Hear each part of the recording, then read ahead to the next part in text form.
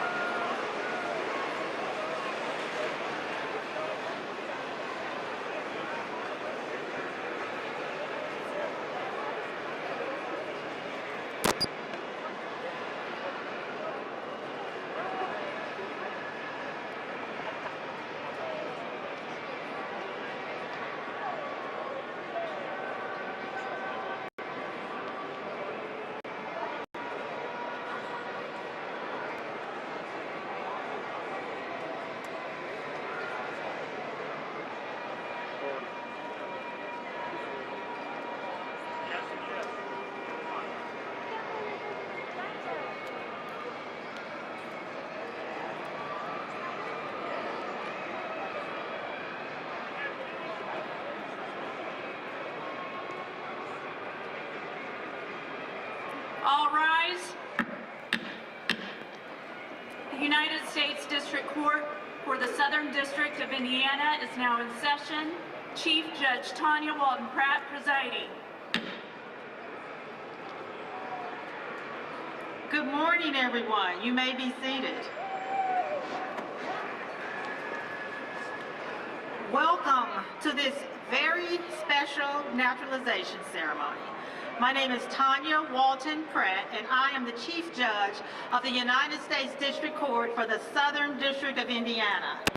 I am honored to have the opportunity to preside over today's naturalization ceremony that is being held for the first time at this spectacular location on this beautiful day at the Indianapolis Motor Speedway. Ladies and gentlemen, your citizenship is so important to the court. It is important to us as it is to you and your families. So we feel so very fortunate that we are able to provide this ceremony. For the past 2.5 years, the courts have been constrained by this awful pandemic in our ability to hold these ceremonies. When the pandemic first forced courthouses to limit access to the general public, one of the first events necessarily canceled were the ceremonies for naturalization of United States citizens. We know that people who apply for citizenship demonstrate great commitment and patiently endure a long process to attain their dream of American citizenship. And our court is so very, very pleased today that we are able to swear in new citizens in this extremely safe environment. We're outside. And so we're extremely grateful that the Indianapolis Motor Speedway has offered this venue. A venue that is deeply entrenched in an American tradition, and that is the tradition of auto racing. And so how cool is it, ladies and gentlemen, to be here today at the racing capital of the world? We're here in the month of May. How amazing is that? A few days before the Indianapolis 500-mile race, which is an international event with drivers from all over the world. So I want to begin by thanking the Indianapolis Motor Speedway President, Doug Bowles. Where are you, Doug Bowles? Thank you so very much, Mr. Bowles, for hosting today's ceremony. It brings me joy that we are able to continue these ceremonies, and I hope that you also are feeling joyful for your accomplishments in obtaining citizenship. Very soon, I will have the honor of presenting the oath of citizenship to 33 citizens from 18 countries. So I want you guys to just sit back, take a deep breath, and relax, citizen candidates, and enjoy this very, very, very important day. So we're going to begin our program. I'm going to introduce Colby Walker, who is the Acting Field Office Director of the United States Citizenship and Immigration Services, who will conduct a roll call. So, Mr. Walker?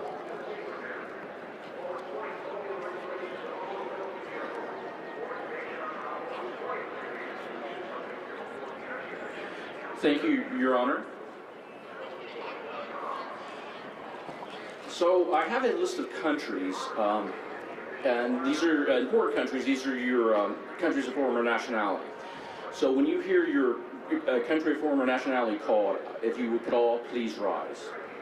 Or if you, please rise. Benin, Burma, China, Congo,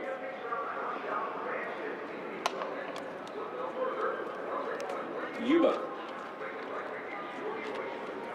Egypt, El Salvador, Haiti, Honduras, India, Iraq, South Korea, Mexico, Nicaragua, Nigeria, Pakistan, the Philippines, Taiwan. Thank you, Your Honor.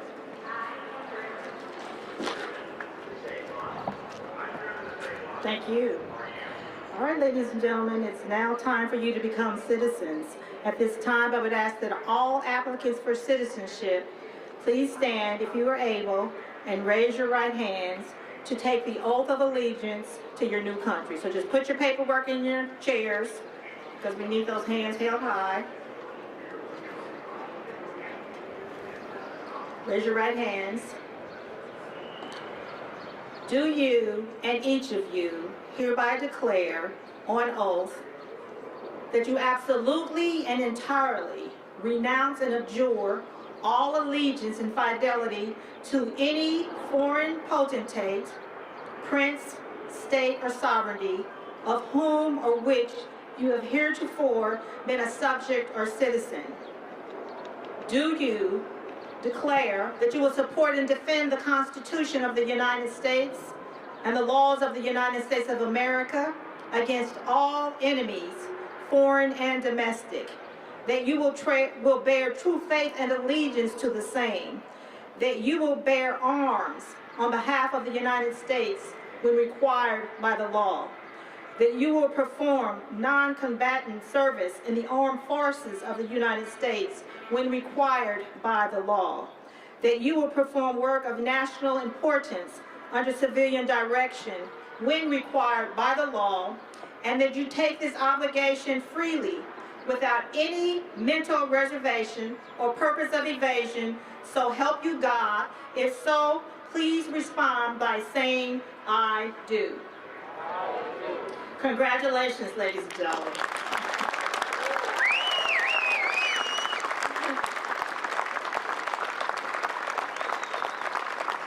I heartily congratulate and welcome each of you as our newest countrymen and women, and I want you to remain standing as we pledge allegiance to the United States of America. Our pledge will be led by today's youngest new citizen, and that new citizen is Ali Fatah. Ali, where are you? Come on up, Ali. Ali is a 19-year-old new citizen, and he's going to lead us in the Pledge of Allegiance.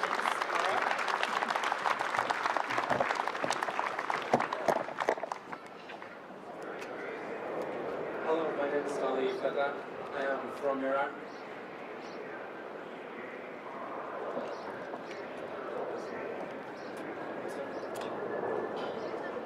I pledge allegiance to the flag of the United States of America and to the republic for which it stands, one nation, under God, indivisible, with liberty and justice for all. Thank you. Thank you.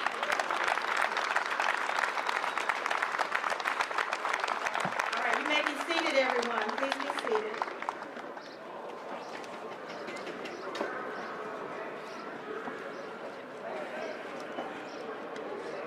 My fellow citizens, and it feels so good to say that, you are now citizens of the United States of America.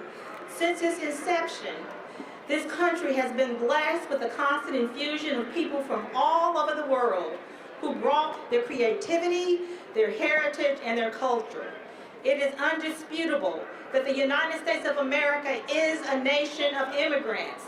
And despite the heated battles and controversies over immigration policy and the many turbulent events that plague this great country and the forces that fight against its peace and diversity, this nation's diversity has always been and will always be our greatest strength.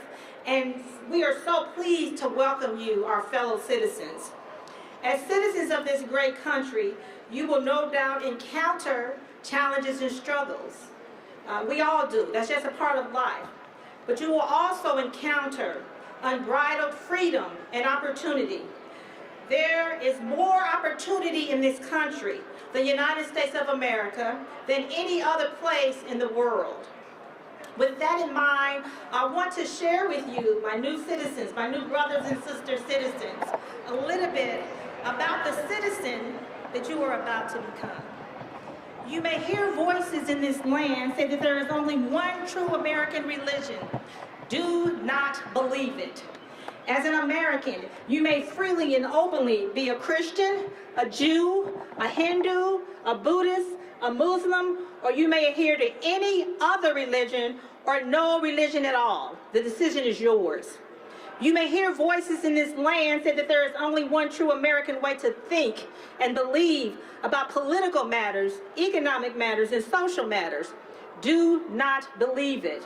As an American, you may freely and openly adhere to political, economic, and social views on the right or on the left or anywhere in between. It does not matter. The decision is yours. You may hear voices in this land say that there is only one true American set of values. Do not believe it. As an American, you may openly hold beliefs and values as you choose. The values and beliefs of American culture vary. Your values and beliefs may be shared by many or a few. Simply stated, There is no single American way to think or believe. Conformity of thought and belief will be contrary to the underlying principles of this great nation. And despite all of our challenges, America is a robust and enduring democracy, rooted in both individual liberty and equal opportunity.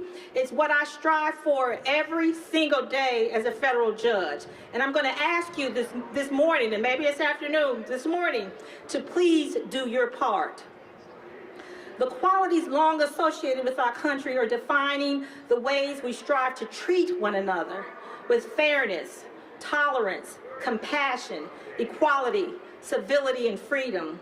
And these are likely the very things that cause you to choose to come here, to live your lives, to raise your families, to pursue your vocations, and to share your best gifts. And I promise you that those qualities continue to exist. I still very much believe in the greatness of this country and the endless possibilities that life in America holds for all of its citizens. I look at myself as a child, as a young adult, and even as a young lawyer. I never imagined that I would be an Article III federal judge, much less I'm the chief judge of the United States District Court for the Southern District of Indiana. And believe it or not, that's a big deal. I never dreamed that I would hold a position where I was nominated by the President of the United States of America. President Barack Obama nominated me for this position. And I was confirmed by the consent of the full United States citizen. And I tell you these things, ladies and gentlemen, because it is an example of the opportunities and the possibilities that may await you and your families, your children, here in America. I ask that you dream big, and I ask that you work hard to make the United States the country that you hope to find when you decided to make this journey. I ask that you work hard to make this country the country that you want it to be. The distances you have traveled, the obstacles you have overcome, and the efforts you have made to put down roots in here in America should always be sources of pride and satisfactions for you and your families. I want you to tell your children to tell their children the stories and why you came to be here. I hope that each of you feels today love of this place and wonder at the blessing of being a citizen of the United States of America. Welcome, welcome, welcome.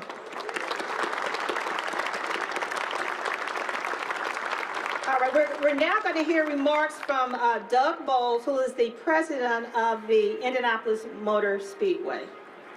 Mr. Bowles.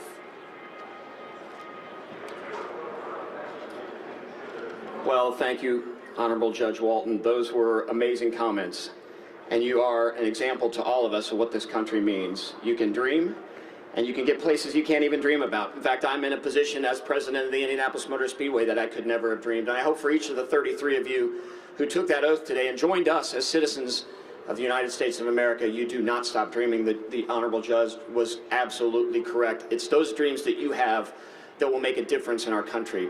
You know, when Louisa Macer on our staff asked if we could host this naturalization ceremony here at the Indianapolis Motor Speedway, it was a no-brainer for Roger Penske and Mark Miles and Allison Millangton and myself, because this place was founded on an international view.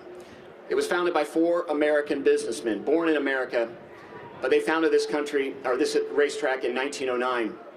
Our first race here was a 5-mile race on August 19th, 1909, won by a man born in Austria named Louis Switzer, who became a naturalized citizen in 1919. So back to the beginning of the Indianapolis Motor Speedway, this is what it's all about. When we had our first Indianapolis 500 in 1911, it wasn't called the Indianapolis 500, it was called an international sweepstakes, because this small state in the middle of this country with no ocean and no mountains that a lot of people have never heard of wanted to be a place where we brought everybody together to show that what they could do as a human gathering and test their wares, race cars, race drivers, here at the Indianapolis Motor Speedway. In fact, today, we just started the first practice for the 106th running of the Indianapolis 500. There are 33 drivers that will compete. 14 of them 20 of them represent 14 different countries. Our 2018 Indy 500 winner was born in Australia, and in January of 2019, he did just what you guys did, and Will Power became a naturalized U.S. citizen. We're so proud of the opportunity to host you here today. We're so proud of each of you, and we look forward to helping you along the way. I do want to call out 4 people that were sitting to my left who are integral to the Indianapolis Motor Speedway and the IndyCar Series and the things that we do here. Immediately to my left is Luisa Macer. Luisa came to the United States in 1999 from Mexico. Her family naturalized. She was the last of her family to do so in September of 2020. Luisa runs our community outreach and fan engagement. She is an amazing leader in this community. And frankly, this event does not happen without Luisa. Luisa, thank you so much for joining us. Next to Luisa is Darren Sampson. Darren came to us from England and naturalized just a few months before Luisa did in July of 2020. But he is in charge he's the director of all of our engine development for the NTT IndyCar Series. So those engines, as they compete, Honda and Chevy engines, he leads that effort for the IndyCar Series. Thank you, Darren, for joining us. Next to Darren is Lena Hacker. Lena comes to us from Ukraine, where she met her soon-to-be husband in 2012. She came here in 2013 and has been a naturalized citizen since 2017. She's a senior accountant on our team. She helps us continue to keep this business moving. Thank you for joining us today. And on the end, Kenya Santiago, very, very proud Mexican heritage. She's on our client services team. She works with all of our clients. She's about to become a U.S. citizen, a few steps behind you, but she will take her oath on May 26th, just a few days before the 106th running of the Indianapolis 500. So it's not just you all, and it's not just the race car drivers, but even inside the walls of the 200-plus employees that work for the Indianapolis Motor Speedway and the NTT IndyCar Series, we welcome you all. It is because of you that this country will be better. Our country was founded, as the judge said, on different beliefs. You may not believe what I believe, and I may not believe what you believe, but together as U.S. citizens, we figure out a way to work together and to make this the greatest country on earth inside what I believe is the greatest state in this country, inside what I believe is the greatest city in this country, Indianapolis. Thank you for joining us. Congratulations. I can't wait to welcome each of you as citizens. Each of you in your packets should have received, thank you to Luisa on this great idea, a ceremonial pin with the checkered flag and the American flag on it, a coin, so you can remember this moment today. Thank you so much, and I'm glad to call you fellow citizens.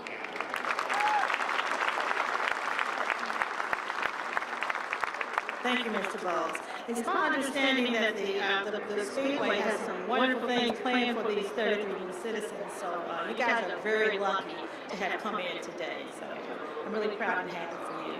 My fellow citizens, what a lovely ceremony. I want you guys to do one thing for me. I want everyone to please register to vote, and I want everyone to vote. We have fought really hard in this country so that every American citizen has that right, so please vote. This is one of the responsibilities that you must assume with your new citizenship. I want you to assume your new citizenship with vigor and compassion. I want you to join the struggle, because sometimes it's a struggle. Join the struggle to make this country as good and kind and welcoming as you imagine. You are now part of this great nation. We ask only that you love America, cherish her, honor her, protect her, embrace her, salute her, and hold her dear. This concludes today's program. May God bless each of you, and may God bless America. And we are adjourned.